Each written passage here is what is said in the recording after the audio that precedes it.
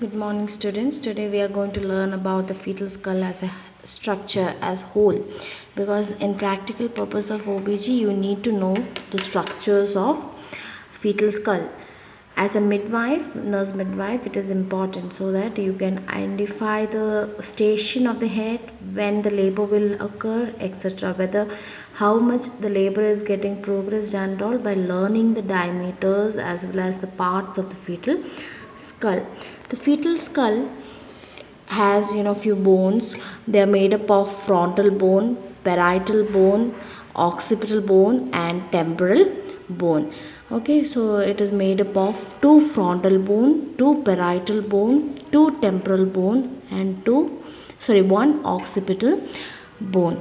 Okay, and it is again divided into various areas, the region. So the region is face, base, and this part is called as vault.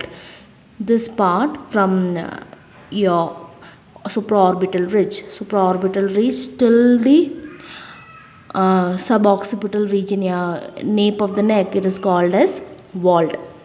This is the face region, this is the base region. Okay, this is the base region and this is the vault. Again, for the study purpose we can divide this area into various regions. Again, face, this is from the suboccipital, that is supraorbital ridge, till the mentum, you call it as face. From the glabella region, supraorbital region, root of your nose, till the anterior fontanelle, you call it as sinciput. You can call it as sinciput. Okay, from the anterior fontanelle till the tip of the posterior fontanelle, you can call it as vertex. You can call it as vertex. Okay, and from the posterior fontanelle till here, this is occiput. The region is called as occiput. So face, sinciput, vertex and occiput are the regions of your of the fetal skull. Then as you can see in this diagram, there are various joints. These joints, see, when baby is born, when baby is being during the process of labor, what happens is, when baby has to undergo mechanism of labor, when he or she has to pass through the vaginal canal, maternal pelvis and vaginal canal, enough space is not there. See why baby's head is more large compared to that of baby's body. When you see with adults, we have our head is smaller than the trunk, rest of the body. So but in babies it is opposite. The proportion is baby's head is larger compared to that of baby's body. So the tiny vaginal wall, the pelvic cavity, the diameters of the pelvic cavity, we have seen it already.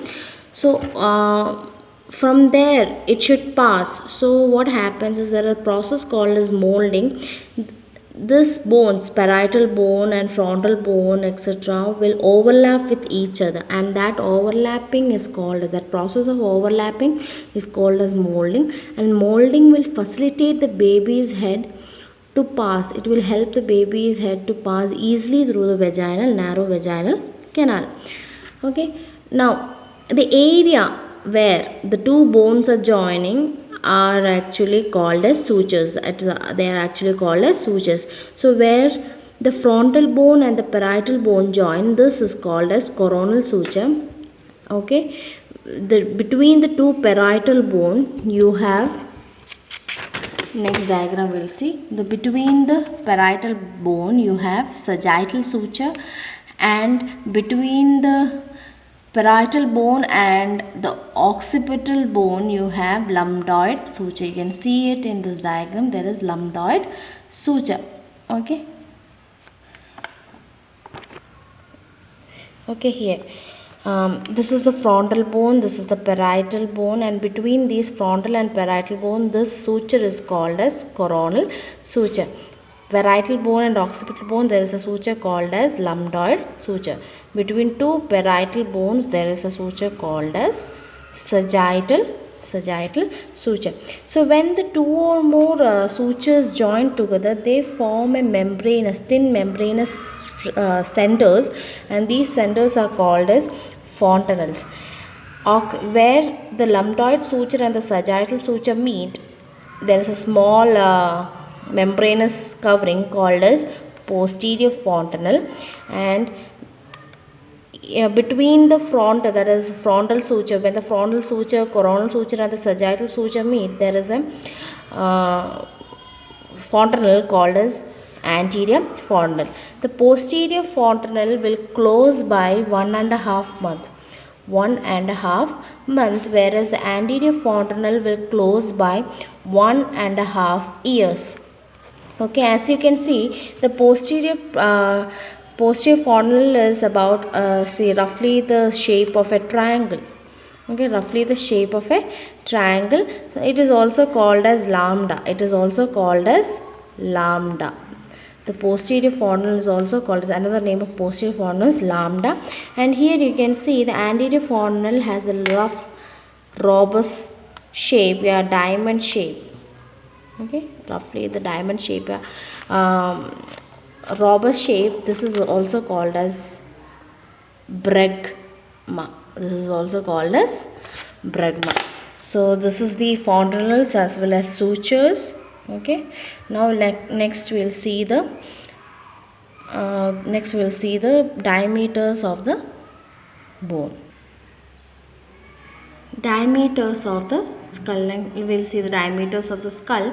So there is anterior posterior diameter, there is anterior posterior diameter. The first diameter is anterior posterior, is called as suboccipitobregmatic, SOB, which is of 9.5 centimeter. So let us see from where and where it is. So the name is suboccipitobregmatic. So suboccipitobregmatic yani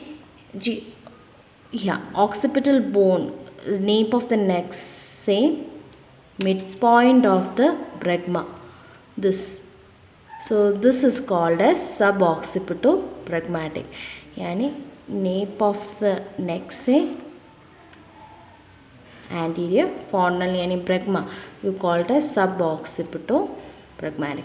Here you can see that this area is called as occipital protuberance. Okay, it extends from the occipital protuberance. So suboccipitobregmatic extends from the nape of the neck, nape of the neck, till the midpoint of the bregma. This is called as suboccipitobregmatic, which is 9.5 centimeter.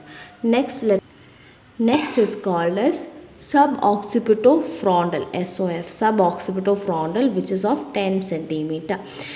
This extends below the occipital protuberance to the center of frontal suture. So यहाँ occipital, ये है occipital protuberance, यहाँ के नीचे से, यहाँ you can say from this point till frontal suture की midpoint. So roughly ऐसे आएगा. Okay, this is called as suboccipitofrontal, which is of 10 centimeter. Next anterior posterior diameter is occipitofrontal. Next diameter is called as occipitofrontal, that is OF. It extends from occipital protuberance to the root of your nose. Okay, again this is the occipital protuberance. Occipital protuberance से लेके glabella तक this. And this is another AP diameter from occipital protuberance to the root of the neck, and it measures about 11.5 centimeter. It measures about 11.5 centimeter. Next diameter is called as mendovertical diameter, MV, mendovertex. This is the largest AP diameter, that is anterior posterior diameter of the skull, which is of 13.5 centimeter, which is of 13.5 centimeter. You can approximate, you can say as 13 to 14, but this is the average, that is 13.5 centimeter. This extends from the point of the chin to the highest point of the vertex. Okay, यानी यहाँ से highest point of the vertex, यहाँ से यहाँ this is the anterior चिन, आपकी जो चिन है mentum, तो मेंटम से लेके वर्टेक्स तक this diameter is called as mendovertical diameter, which is the largest anterior posterior diameter of the fetal skull, and it measures about 13.5 centimeter. Okay, so how it is measured? From the point of chin till the highest point of the vertex, which is 13.5 centimeter. Okay, so that was mendovertical diameter. Now next diameter. Next diameter is called as submendovertical, SMV, which is of 11.5 centimeter. Let me show you how that is measured. Submendovertical, it is measured from the area where the chin joins the root of the chin joins your face, here ears वगैरह जो temporal bone की part है यहाँ से, this area से, it that is we are going to say submendovertical, right? So see this is the this thing from chin, root of your jaw से, root of your jaw, from the root of your jaw to the highest point on the vertex, this is called as submendovertex, which is 11.5 centimeter. The next is called as, next anterior posterior diameter is called as submendobregmatic, which is from the root of the chin की root से till the midpoint of the bregma, submendobregmatic. So any diameter which is towards the bregma will measure 9.5 centimeter. This is also 9.5 centimeter. So that's with the anterior posterior diameter. So let us see what are the anterior posterior diameter. We have seen suboccipitofrontal, then we have seen suboccipitobregmatic, then we have seen occipitofrontal, then we have seen mendovertical, then we have seen submendovertical and submendobregmatic. I hope you have understood. Now let us see the transverse. There are two main transverse diameters. There are various diameters, but we will see only two main diameters for the obstetrical point of view. So the two main transverse diameters are biparietal diameter and bitemporal diameter. So biparietal